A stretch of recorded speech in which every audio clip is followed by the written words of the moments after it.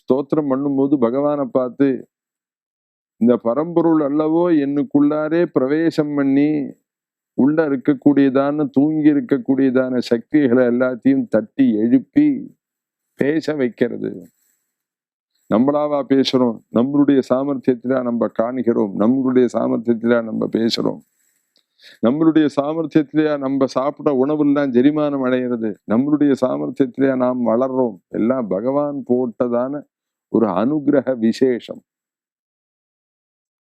எத்தனையோ பேர் கோமா ஸ்டேஜ்ல படுத்துட்டு இருக்கிறத பாக்குறோம். சரீரம் இருக்கு, பிராணன் இருக்கு, ஆத்மா இருக்கு, எல்லாமே இருக்கு. ஆனா கிட்டக்க இருக்கிறவா தெரியல, மனசு சித்தம் வேலை செய்யல, பிரெயின் லாஸ் ஆயிடுது. அந்த சித்தாகிற பிரெயின் வேலை செய்யும் போது தானே எல்லா வஸ்துவும் நாமளா உணர்றோம். இது ஃபேன்னு சொல்றோம், இது ஏர் கண்டிஷன் சொல்றோம், இது கார்னு சொல்றோம், இது லைட்டுன்னு சொல்றோம், இது மேஜைன்னு சொல்றோம்.